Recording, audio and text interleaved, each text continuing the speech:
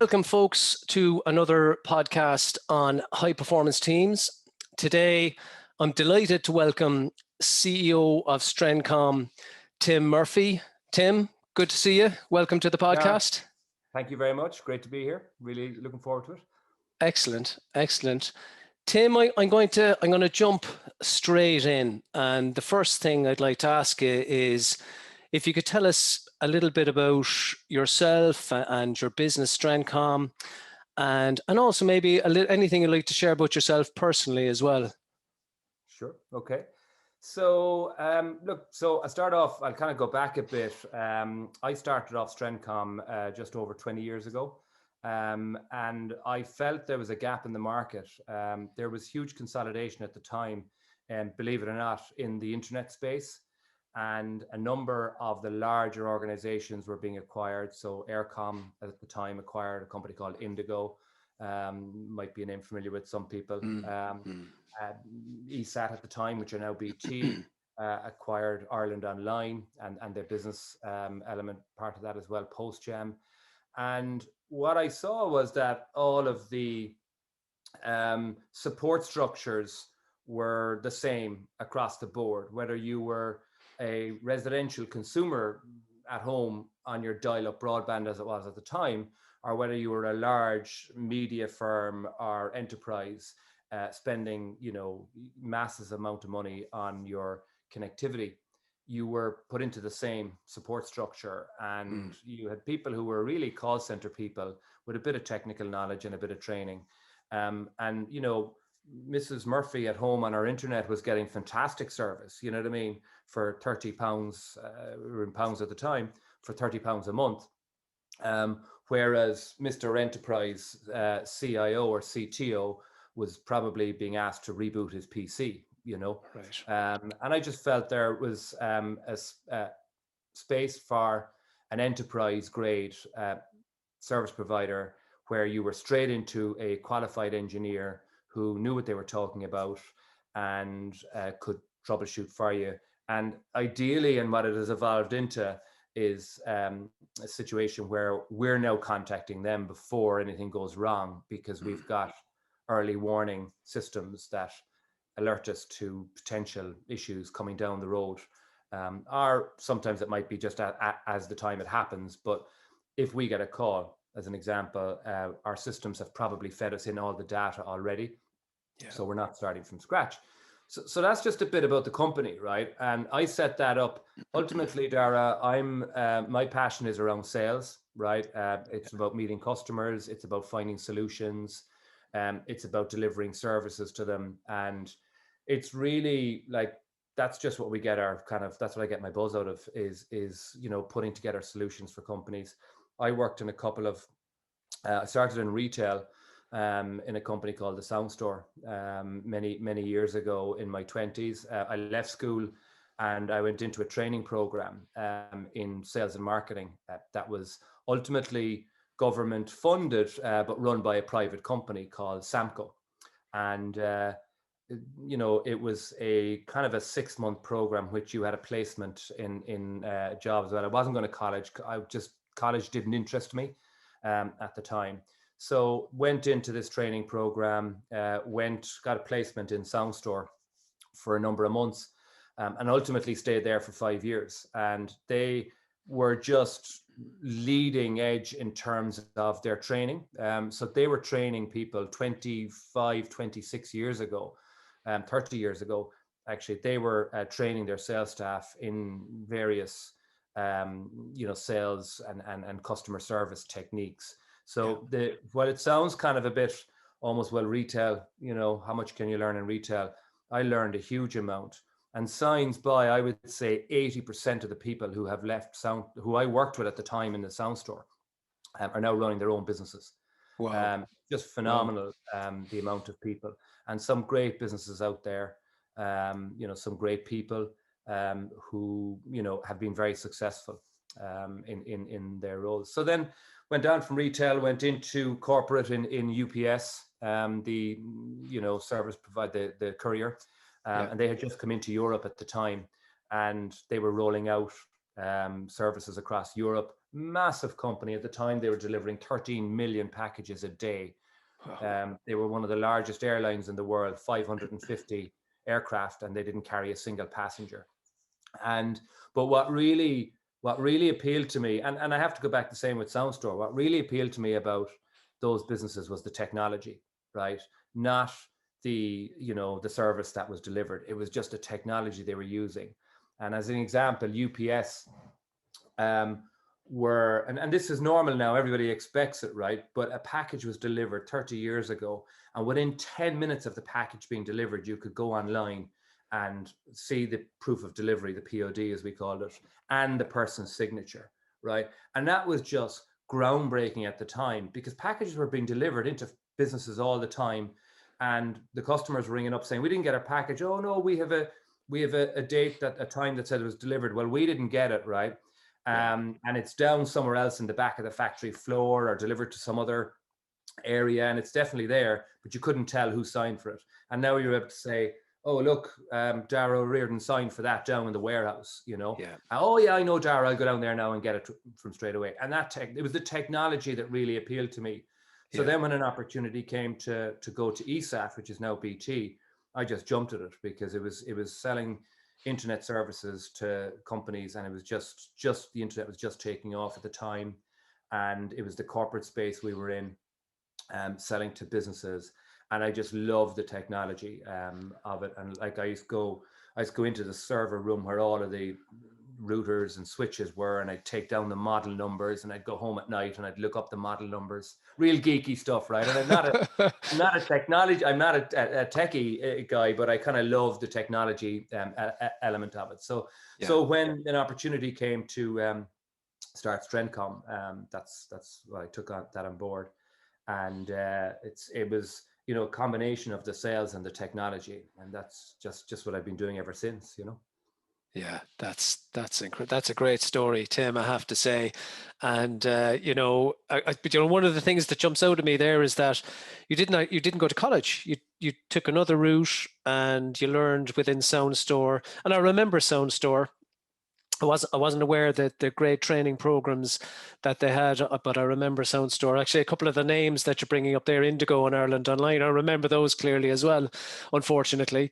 But the grey hair will probably tell that.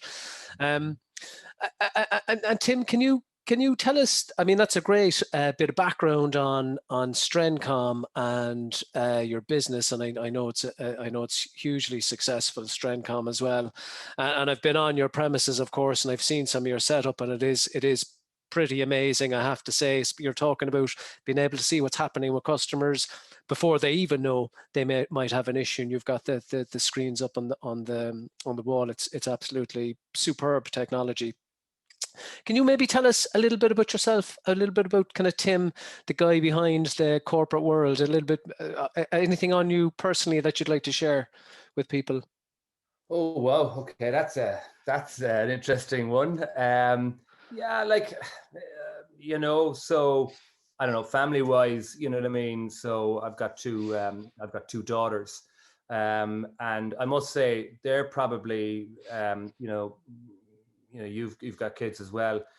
You actually learn so much. You learn massive negotiation skills actually from kids, especially when they're younger, because they're amazing negotiators, and they've only got one word in their arsenal, which is no. So it really is an interesting thing. So look, two kids. One of them, we've got a junior and leaving cert this year. Wow. Okay. So yeah, there's a lot of study going on in the house. And so look, as we talked about earlier, I like to keep my fitness going. It's not always where I'd like it to be, but do a bit of cycling, do a bit of running. Believe it or not, actually, since the new year, I've been walking quite a lot. So I go out every night, do about 7 to 8K a night. And it's just fantastic. Clears the head. Love it. We were talking earlier about swimming. I used to do a bit of swimming as well, and it's something I'd love to get back into. I look at your videos every so often when I want to get a bit of inspiration in the morning, and just the energy in it, and I can just see what swimming does. I remember when I used to go to the pool once a week on a Monday for swim coaching, and it just set you up for the entire week. It was fantastic. So that's kind of me personally. In terms of personally within the business, look, I just, I just try and run the business the way I feel is the best way I can personally. It's all about people. So it's about, dealing with people all day long. People give you, when things are really good, people give you the best energy you can get. You know what I mean? Other than maybe a swim in the sea at 7 degrees on an idle February morning. But people are great. So that's what I just love doing is dealing with people and talking to people and, trying to inspire people to, achieve their goals and, within the company and that. So I don't know if that gives you. That's perfect. And it actually leads perfectly into my next question. I was going to ask you a little bit about leadership. I mean, you've had such a great journey looking at Strencom, and I guess I've kind of had an eye on Strencom over the last 20 years and see it grow and develop. And that's an incredible journey of leadership to be able to grow a company successfully like that for so long. And I wanted to ask you a little bit about what leadership means to you.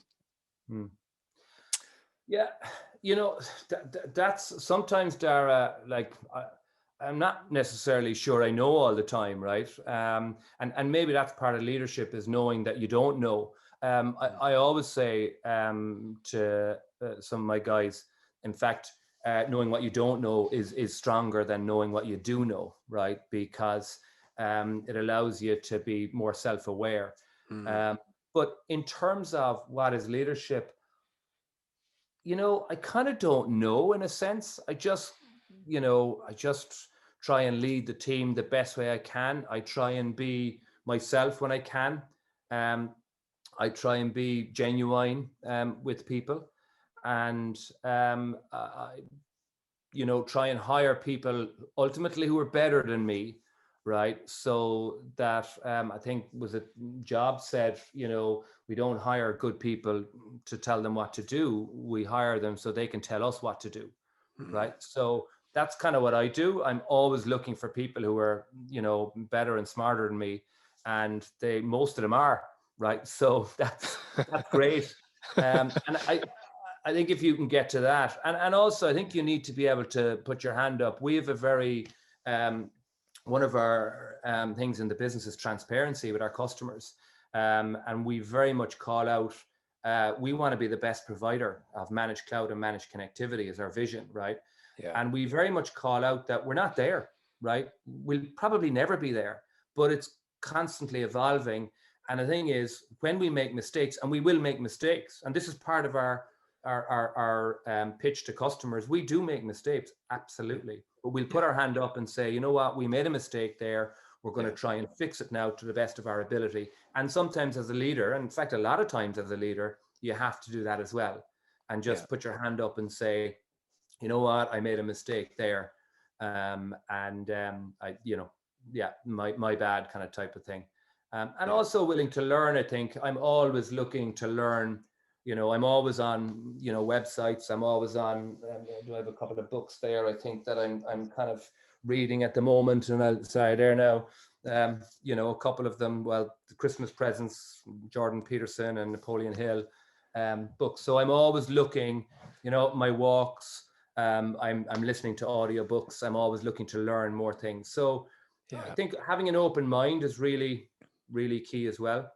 Yeah. And it's a combination of those things. And you asked the question. I've never sat down and kind of thought, well, what do I need to do now today to be a leader?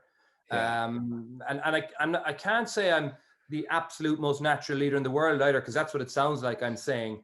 I'm not. I do have to work on it sometimes, and I do have to kind of think about it.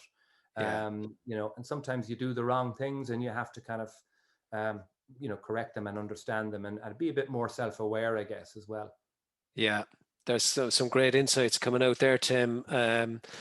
Self-awareness has come up in a number of conversations I've had, and some of these things, they sound easy to say, but being self-aware, you almost need to work at it in terms of looking at what you're doing, and am I doing the right thing, and can I improve?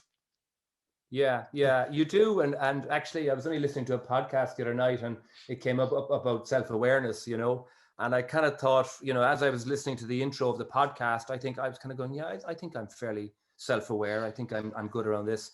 And the opening was 85% of people think they're self-aware and they're not.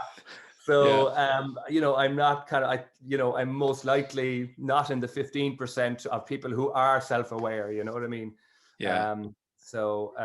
Look, it is something you need to work on at all times. And what seems to be coming out there really strongly as well, Tim, is your desire to learn. The kind of a growth mindset approach to improve. Even though there mightn't be anything specific that you're targeting, you're constantly looking for ways to get better. Maybe to look for that leadership edge without actually waking up in the morning saying I want to get that leadership edge. It's this just natural kind of learning piece. Can I ask you, in terms of, like, you might have answered this already, but I'm going to ask anyway. In terms of leadership, do you see it as kind of more nature versus nurture? What do you think is the stronger element there in your experience? Yeah. So look, Dara, I think a lot of people look at leadership and they could think about the charismatic leader. You know what I mean? And potentially, if you look at some of the large companies I've mentioned, Steve Jobs, you know what I mean? Very charismatic, had his own kind of ways of doing things, certainly that not everybody agreed with. In fact, most people didn't agree with it. And plenty of others in the newer, companies, we see during the week there, Jeff Bezos is taking a back step, but they're all very charismatic kind of guys. And there seems to be, people think that, oh, well, you have to be charismatic to be a leader, right? And you don't, you know what I mean? Like, I'm not the kind of guy who goes into the office every day and just, rah kind of, and I don't, necessarily inspire people by just walking through the office, right? Whereas other guys may do, right? So it's you can work on it. You can learn how to do it. Certainly as a leader, I think the leader sets the tone. So it's certainly, you have to have a positive outlook. Definitely. I think you have to be a positive person. You don't have to be, over the top. But you do have to be kind of positive, and you have to work, it's about understanding how, companies kind of operate, how they perform, how they achieve their goals, their desires, they're the type of company that they want to be. And it's about kind of leading by example, I suppose. Like, it's probably the biggest thing, you know what I mean, is, I'm still not afraid to do anything. I don't, I'll get involved in mucking in and cleaning out the stockroom if we're doing that, you know what I mean? I try and put my time towards more, meaningful things. But sometimes, you know what, doing something like that kind of gives you time to think, because it's fairly simple. So it gives you an opportunity to think about what you're doing, Excellent. Reminds me of James Kerr's book, Legacy. He talks about sweep the sheds. He just talks about, that the All Blacks, when they leave the changing rooms after a game, two of the guys will, sweep up and make sure the place is nice and clean. They're not going to leave it for someone else to do. So, and not being a GA fan, by the way, but Dublin do the same, right? The Dublin football team. The tie-in is they've met a number of times with the All Blacks because they're sponsored by the same sponsor, and so you can see their success, right? It's similar success for them over the last number of years, and so they do the same. And I don't know if you know this as well, by the way, with the All Blacks, is when they arrive at a hotel, right, they form a chain the whole way from the bus to the lift, and they all just chain in their luggage the whole way in. I didn't know that. Yeah, so they don't get the bellhop to come out with the trolley. They do it all themselves. So you're dead right. You have to kind of sweep the shed. Absolutely. Yeah, there's something to be said there for that kind of mindset. That's really interesting that Dublin do the same thing. I didn't know that regarding the changing rooms, and obviously enormously successful. In terms of leadership and kind of planning versus intuition, where would you see it? Where would that lie for you in terms of, like planning your leadership strategy versus kind of thinking on your feet? Look, no, you do have to plan. There's no question about that. And that's not necessarily like when we're now, you've kind of probably moved on to the team, right? So the leadership team as opposed to the individual. Yeah. So you definitely have to plan that with the team. Everybody kind of needs to know where you're going, right? And what you're trying to achieve. And the idea that we have is in the business, we all want to row in the same direction, right?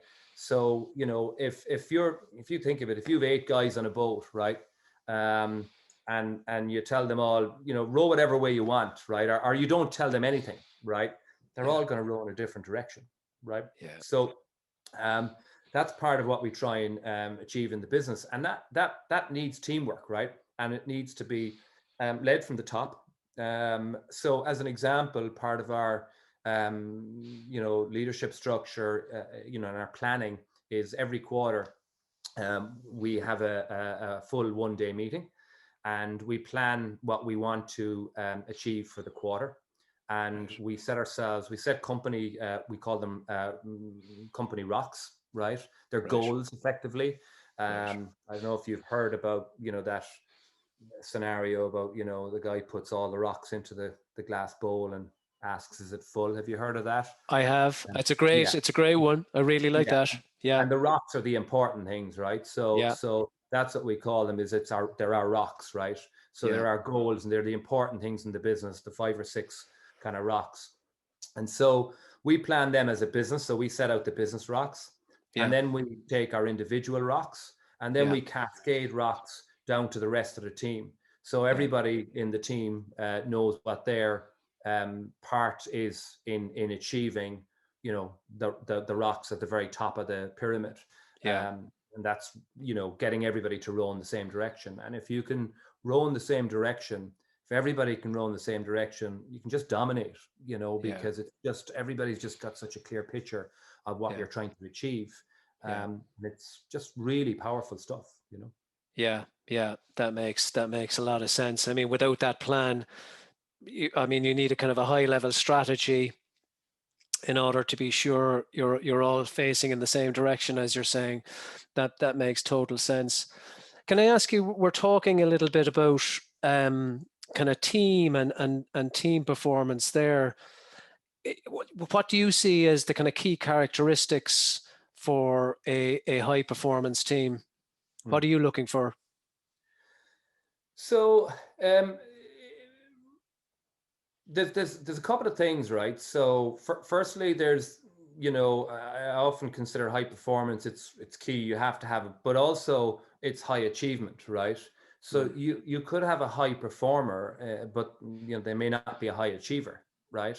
So I think probably high achievement is being able to perform at a very high level, and still have time to do other things in your life as well. Like, I could be working 18 hours a day and I would be absolutely a high performer because I would be getting a huge amount done, but I'm not sure I'd be achieving a whole lot in my life, right? With a life balance of personal and business, right? So that's the first thing, just to kind of point that out. They're not mutually exclusive. You do need to do the two things. So I suppose what I'd be looking for, there's a few things, Dara. So trust is the first thing, right? I think you'll probably, I'm sure I'm not the first person to say this, right? And then trust. So what is trust? It's not about if I leave my wallet at my desk, will it be there when I come back 20 minutes later? It's not that type of a trust. It's much deeper kind of trust. And it's kind of broken down into, so do I trust that the guy has knowledge to do the job? Has the person I've employed, taken on, put into the role, do they have the knowledge? Do they have the experience to do the job that they've been asked to do? Right. We call that, capacity and capability, right? So have they capacity to do it, both mentally, physically, psychologically? and the capability to do it, right? Likability, right? It's important that you like people you work with, right? In all of the years, and this is where I've made a lot of my mistakes. I've often taken on the guy who I like, right, without looking at all of the other things, right? I'm not an expert in hiring people. I've become better at it over the years. But likability is important. It's not the only thing, though, right? But it is important. You have to be working with people that you like. Yeah. Okay. Clarity is important, and these are all under trust as well. By the way, I'm still on trust here, right? So it needs to be very clear, to them what their role is in all rowing in the same direction, right? Yeah. So they need to be clear on what they need to do to help the rest of the team, and you need to be clear what you need to do to help them as well. And I think the last one is consistency, right? If you've got a guy who's brilliant one day, or a girl and who's not great 6 months later, and is all over the place, I'd much rather an even keel kind of type of person, and people and teams. So consistency is really important too. So that's the first thing, I suppose, is trust. I suppose I mentioned earlier, having goals, right? So I have my goals that I have them in my phone. I look at them every day in the morning when I get up, and I look at them every evening before I go to bed, right? Oh, and I have 5 key goals. Yeah. And I have 5 key goals that I want to do in the year. And I have a number of other ones then which kind of cascade from them, you know what I mean? Kind of some a bit smaller, family holiday type ones as well, right? And so I think everybody, to have that, I mentioned earlier, that pyramid with cascading goals. If everybody is, working towards achieving that goal at the very top of the pyramid, it's just very powerful, and it's very much working as a team. So it really is powerful to do that. And look, you mentioned earlier about planning, but process is important. So, we're very process driven as well. We've got a lot of systems in place.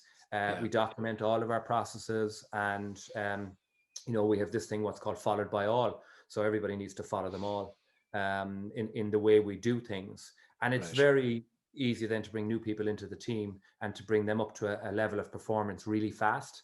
By having processes in place. So it's not just, it isn't fly by the seat of your pants kind of type of stuff. That certainly works in a startup, and it's probably the right thing for a startup.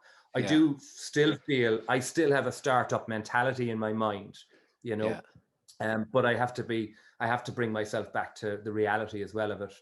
Every so often say, no, we need to kind of make sure that we're, consistent in what we're delivering, because that's the other thing is in our customers as well. One of our values is we consistently deliver service excellence, right? And consistently is the really key part there. Okay. Because if you can't do it consistently, if you have to do it so every so often, you're still doing it, but it's not consistent, right? So for consistency, you need systems, you need processes, you need rules and regulations as such, right? But you try and make them so that everybody understands them, easily enough. And that's around the goal setting and the rocks, and their monthly and quarterly rocks for the business. So that's kind of where I would see what I'd be looking for. Kind of so trust, I suppose, process, performance, right? Would be 3 kind of key areas. That's like I can hear your planning skills coming out there, being able to layer that into the business. In terms of like setting that up, getting that in place and making it work, trying to get that trust element there, building out the processes, trying to get that consistency. When you're kind of building the team for high performance, where do you see the biggest challenges? Look, it starts definitely when you're building the team, right? And hiring, and you're always hiring, so that's a consistent thing that's happening. And then, so we kind of have a view of kind of hire slow, fire fast kind of type of thing. You know what I mean? So don't don't take the first guy that you see, you know, or no matter how good you might think they may be for the role. And you know, be very clear what the goals are for the company. Understand, you know, culture is really important, right? Probably the biggest single thing. And you know, there are ways during you know, when you're talking to new people coming into the business, and the people in the business, right? We talk very openly that you know, culture is really important, and we talk about the right people in the right seats, right? So we could have somebody in the right seat, as an example. It might be, they might be excellent at their job, right? They might be really good at what they do, and really high performer in the job, but they may not be the right person for Strencom, right?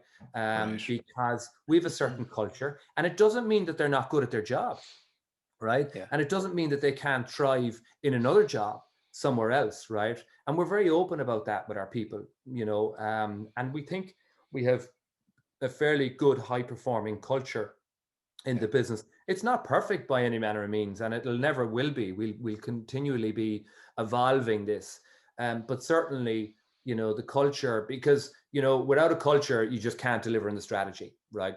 Culture will eat strategy for breakfast all the day long, right? So having that culture and being open about it, Dara, and culture is kind of like, we see culture, it's what people do when you're not looking, right? When you're not there, right? And it really is important. And there's nothing wrong with saying, you know what, this company isn't for me, you know, or this company is for me, right? It turns out, as it happens, we have an exceptionally high level of retention, right? Something we're really, really proud of.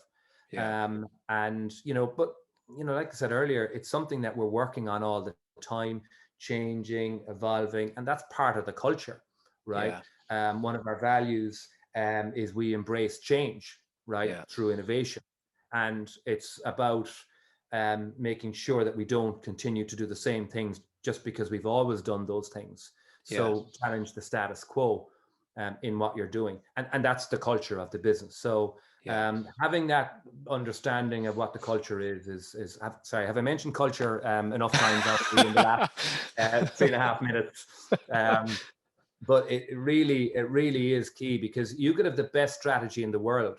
It could be absolutely phenomenal, but if you can't execute on it, you just might as well, you know, I prefer to have a kind of a fairly, you know, okay strategy with an amazing team behind it, all rowing in the same direction to achieve it, and you will absolutely dominate. And we've been, you know, like, as an example, we have a over 50% win rate with customers that we engage with, you know, which we think is fairly good in the industry. Absolutely. That sounds very high to me. Certainly with any stats I've worked with over the years, 50% is right up there. Jared, sorry, just, this is probably where you can edit out a small bit now for this problem. 20 seconds. Sorry, my battery just got a warning. That's so no problem. Maybe you don't have to edit it out. It's quite fast. That's no worries. That's perfect. I was, do you know, one of the things you mentioned there, what I find really interesting in what you're saying there, Tim, is what strikes me is that one of the critical elements in team performance is just, it's at the very start of the chain when you're hiring someone, you know, bringing the right person in, the right person on the right seat on the bus, as you're saying, which is, I mean, it's so simple, it makes perfect sense, but it seems to be an absolutely critical point, and such a challenging area. You know, if you don't know someone, especially, and you're bringing someone into the business new, you're taking a punt to a certain extent. I mean, you can look at a great CV. Some people do brilliant interviews, but will they fit the company culture? Will they slot into the Strencom role as a kind of a Strencom employee? So that's a cool insight. Just on that, it's a very interesting point, and it is really, you talk about the you know, the right people on the bus, and Jim Collins. I know where that comes from, right? And I remember reading that years ago, and I knew it, I understood it, but I didn't know how do I know if he's the right, or she is the right person to put on the bus? But actually, you know, just to go back, we've developed kind of processes and systems to figure those kind of things out now. So I mentioned earlier, we've got, GWC is what we have, what we use with people when we're looking at them, right? So do they get the role, right? What's GWC?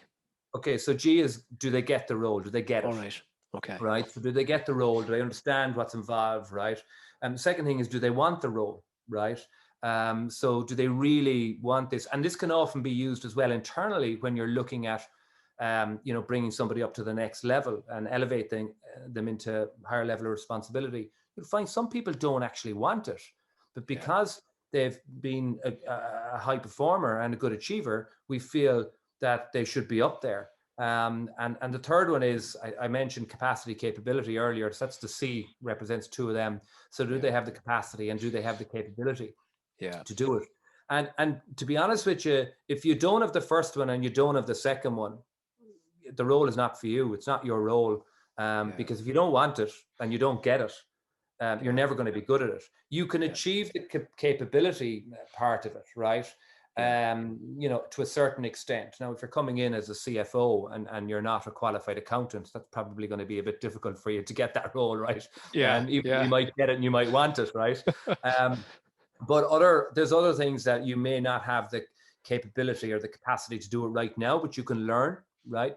And so that's part of, so you combine that with looking at the right people in the right seats and around, okay, do they fit in our culture? Do we think they understand our culture? And do they think they will, embrace it and just really embrace it? And then, the right seat is probably around their capability and capacity. So we look at all those things when we're, hiring people, when we're promoting people, and it's there's actually a kind of a formula. In a sense, if it doesn't sound too kind of impersonal, because this is personal and it is about people, but there's some things you can do around the edges to kind of craft that into the where you want it to be in terms of understanding, is this the right person for the role? Yeah, I think that's a fabulous little tip for anyone who might be watching that. GWC, great little, simple but effective way to figure out, is this person the right person for the role? I really like that, Tim. Can I ask you if we kind of shift just a little bit in terms, well, we're still on kind of leadership and performance, and one of the questions I've been asking leaders is how they see the shift to remote work and this remote working era. I mean, we've been remote working for a long time, a lot of us, but I think we've reached a watershed moment over the past 12 months. Have you seen, what's been your experience there in terms of kind of leadership and managing high performance teams? Has it had an impact? Have you had to kind of change your, kind of how you do things on a day-to-day basis? Yeah, look, it's you can't say it hasn't been hard. You know what I mean? The kind of previous default was normally, as part of our quarterly, rocks and setting and all that, is we'd have a meeting every quarter as well with the team, with the entire business. We'd celebrate, the achievements of the previous quarter. We might go for dinner. We might go for a few drinks. We might go for some exercise, activity, something like that. We were doing, we try and do our Christmas party abroad every 2 years. So cool. A number of overseas trips, over the last 3 or 4, kind of 6 years, every second year we try and do an away trip. That's a fab idea. It's brilliant, and it's without having, like, nobody's on show, nobody's being looked at. It's just having a bit of fun. And they definitely take on that, because they kind of they let themselves go, and we all do, and we've great fun. That's great. And suddenly you're now in a scenario where we can't do any of that, right? We can't meet. You can't meet in person. That's very difficult. Trying to keep the team up to date with where the business is, what we're doing, how things are going. It's difficult. I don't think it's going to look. There's part of this was we were all kind of waiting, hoping, and I'm sure we made some mistakes in this as well. In that, we were kind of hoping that it would be over at some point and we'd all be back again together. So, maybe there's not much to be planning in terms of this, remote working for too long. It's gone on probably longer than we had all anticipated. Certainly me, maybe not the medical people, but certainly it's gone on a bit longer. Yeah. So I think once we're out of this, we'll be back into the socializing again. And I think that's going to be really important. I really think it is. I just don't think you can continue to do, team building in a remote way because, it's about social interaction. Yeah. And it's about, it's just about doing it a lot more. I think what's going to change hugely actually is universities, right? And I think they're going to embrace it massively, right? And if you think of a university, and you've got a lecturer, who's tenure and, he's on a certain salary, and he's lecturing 80 or 100 or 150 people, right? And they're all paying their tuition fees. And ultimately, look, colleges are businesses as well, right? In a sense as well. Certainly in the US, they're very much business orientated. But what if you could have a lecturer who could now lecture to 5,000 people, right?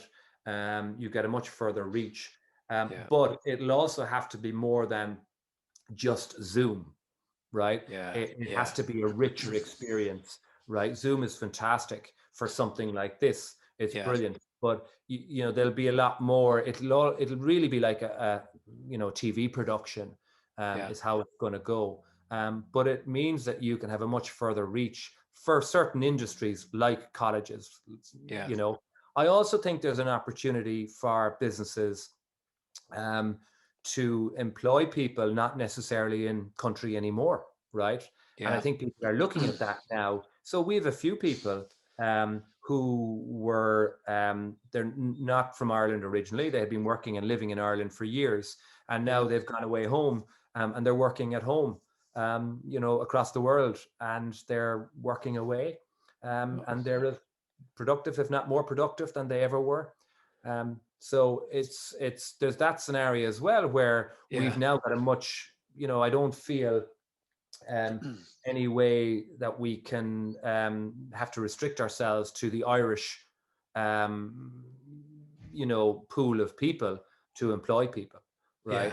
So that's really good, and you can just bring them in on a flight, for team building then once a quarter or twice a year, something like that. So I think they're great insights. I have to say I'm still thinking about that 2-year offsite that you have for the team, which I think is an absolutely fantastic idea. I've done it with a couple of companies I've been with previously, and it really struck me. I remember the first guy that I did it with was a guy, Fabio Bianco, back in VMware years ago, and he took us off to Tuscany, I think, and it was the first time I had been away with a team like that now it was kind of a mixture of business and team building, but it was the first time I had anything quite like that. I remember we traveled to all the way to Tuscany. It took us a few hours between flights and driving, etc. I remember arriving at the location. It was one of these kind of agri-tourism places, and we got there, and I was quite young at the time, and I was kind of new to a manager role. And I said, "Okay, Fabio, what are we doing now?" And he turned around and he said, "Dara, you can do whatever you want. I am going to the pool." And straight away I kind of went, "This guy is so cool." But it was the experience there was everybody kind of let their hair down, and it was one of the most powerful team building experiences I've ever had. Undoubtedly, everyone kind of just had a wonderful shared experience that kind of fed back into work. And I've no doubt that it helped us perform and kind of maintain a kind of strong team structure. So that's really, really cool. I love that you now have people that are, they don't have to be sitting in Cork. I mean, you can you can choose the world over. I guess there's probably a follow the sun model to a certain extent that you might need, but yeah.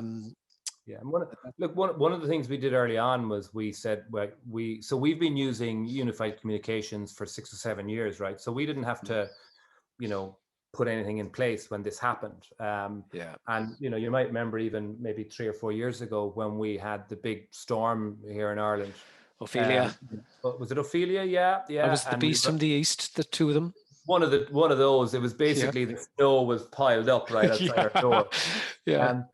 And unfortunately for all of our team, while people were in the pubs at 4 o'clock on a Wednesday, unfortunately my teams were working because we had full connectivity. Right.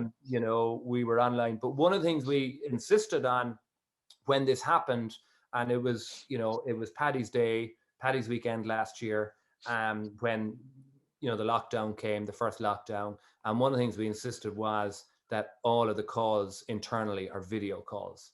Right. Okay. So, and by the way, so there's no change because, as I say, our audio system is the same as our video system. Instead of just clicking the phone button, you click the camera button, right? Yeah. And so that kind of collaboration, and that meant, that was important, and it worked, and it still does, and we still have those, and it's important.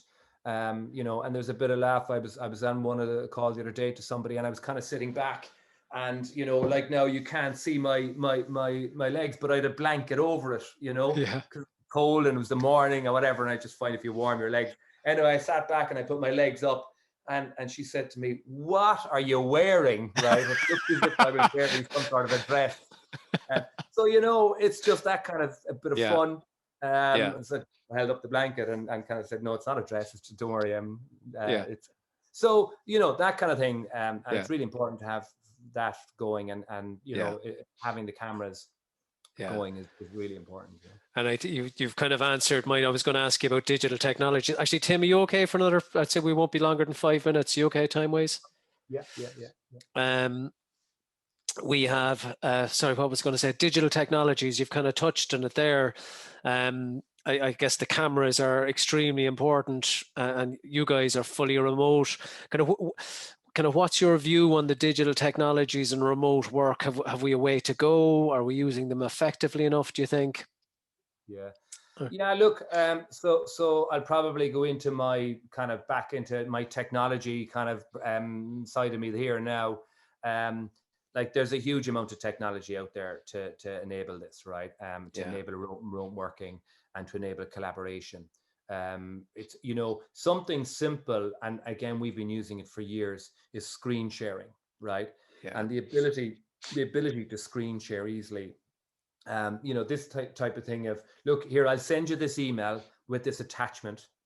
You open it up, go to page 5, see line 4 there now. What do you think of that, right? That's just which attachment now is the one, which page, which line is line 4, because there's actually a heading. Is the heading included? This kind of stuff is just something simple like screen sharing. It's very simple. It's not high tech anymore, right? And to be able to share your own screen and use your own screen to, point out and collaborate on documents and that kind of stuff. So that's one of the things. Look, I suppose where we see some challenges, definitely here and now, right? We have a lot of companies talking to us about it at the moment, is where they've rolled out remote workers with VPNs and that kind of stuff, but they haven't secured them properly, because there was a big rush to get everybody remotely working. I remember back in March, we had, one of our customers, they had to, God, do they have maybe out of 4,000 people, they might have had 200 people enabled for remote working, right? So suddenly they had to enable maybe not the 4,000, but probably 2,000 of those, right? Literally, and we did that in weeks, right? Now, the next thing is, are they all secure, right? And, two-factor authentication, most of us have some level of two-factor authentication now, be it on our banking app, or, you can enable it now on all of your storage apps like Dropbox and Box and Google and iCloud and all of those. So that's kind of, I think the security, and as we talked about earlier, I think the security element, because company, these bad actors in security, they're not targeting a device. They're not targeting a firewall generally, right? Yeah. They may be targeting data, but ultimately they're targeting the individual, right? Yeah. And most entries into a company's network is through an individual by clicking on a nefarious link, Yeah. or and allowing people in. And we talked about this earlier before the call, around security. So I think that's going to be a big thing that's going to get a lot of visibility right up the chain, especially with data protection laws that are there now. So we'd have a lot of companies are in services that where they have compliance, right? Especially around financial services, and we're seeing a lot of them now, or we're recommending to a lot of them, and they're embracing it. So really just securing the individual user is probably going to be the biggest challenge that companies have. And it's kind of like, it's another cost, but then you kind of look, okay, well, maybe we've got to reduce costs now as well, because people are working from home. I think we'll certainly get to a scenario where, if you have 100 people, we won't have an office space for 100 people. We'll have an office space for maybe 40 people, and there'll be a rotation. Because I think everybody wants to work from home at some point. Some people will want to work from home for one day. Some people will want to work from home. They'll be happy to do it for 5 days. Some people in the middle will be 3 days. And we'll have to accommodate all of them, and I think the technology that's there. But I think there's some really interesting applications as well that are coming on that have been there all the time, enabling these. And it's allowed that, those smaller maybe organizations, those small companies, startups, to get traction where, if they can deliver 80% of the product, that was previously there for 20% of the price, they'll be successful all the day long. That's I think the security element in particular there is really interesting. I worked with FireEye for a few years, as you know, and all the time was it 80 or 90% of cyber security events are because of users, so you got to secure the user, which is the user. Tim, the last question I'd like to ask you, I think you've probably covered this in your intro a little bit, but I'd like to ask you again anyway around what you do on a daily basis to kind of bring your best self to work. I know you were talking about there, like, as a leader, you kind of need to come in with a positive attitude. You're kind of setting an example, which, like, we're all human. It's a hard thing to do every single day. Everyone has a down day, but I guess there's probably tricks and techniques to work in it. Do you have certain things that you do to keep yourself at your best? Yeah, look, fitness is important. I try and keep it going as much as I can. If any of my friends are looking at this at some point, they'll go, what are you saying? You know what I mean? We keep ringing you and you won't come out for a cycle with us, I've seen you do triathlons, Tim, so you're grand. So look, what has really, what I have tended to do in the past is start off with a big bang in fitness, right? And then it wanes after a while. So I love running, but I didn't want to get straight into running, in the new year. So as I said to you, I've been kind of walking about 7-8 kilometers a day.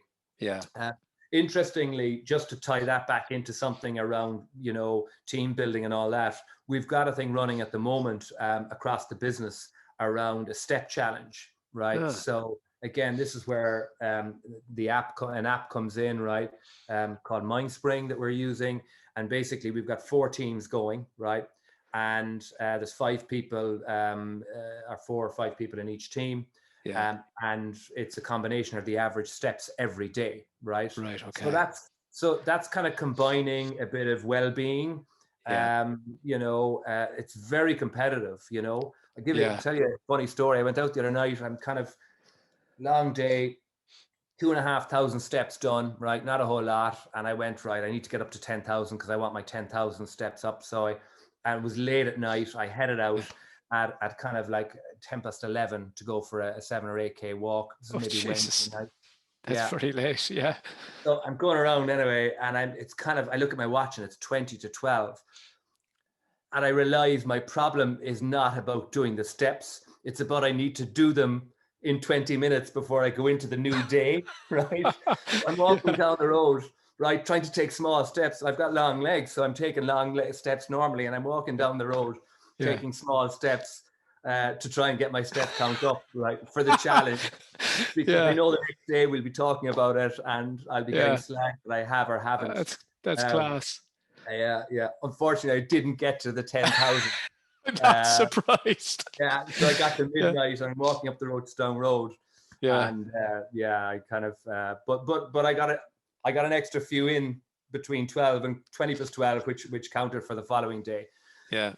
So look, that's kind of combining a bit of well-being and a bit of kind of team thing, and that's been fantastic, and having a laugh. And the people the people at the top of the leaderboard are the people I didn't think would be there at all, right? Go away, fair play. Absolutely, and it's just fantastic, and it's great fun.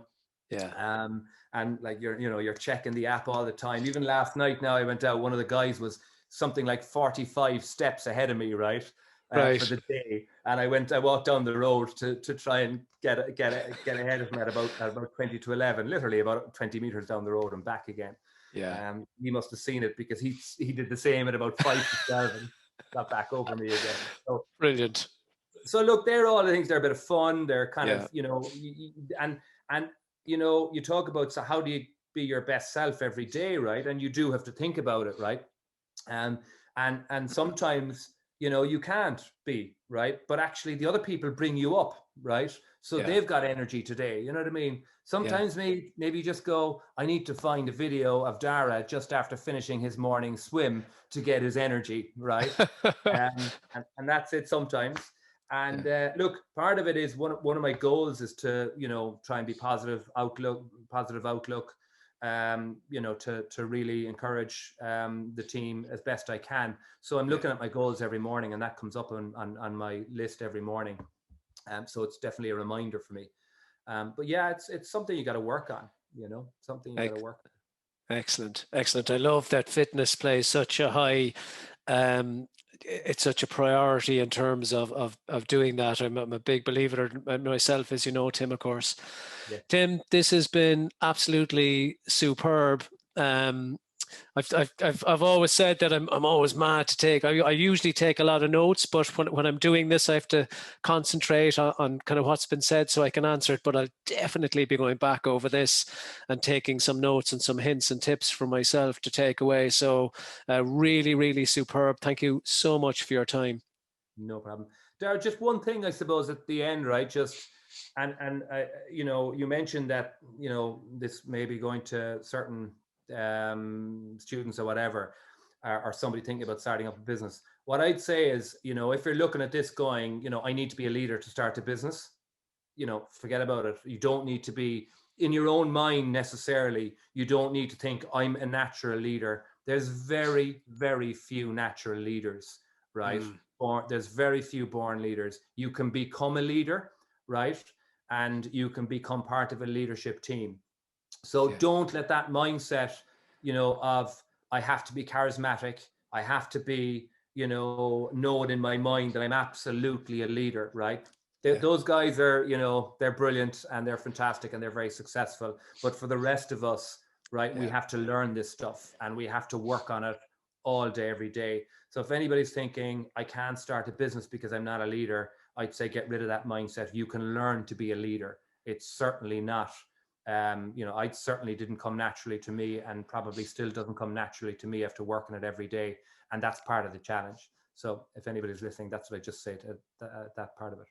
And that's an absolutely superb way to sign off, Tim. Thanks. That's a great tip. That's a great tip. Thanks for that, Tim. Thanks again. Thank you very, very much.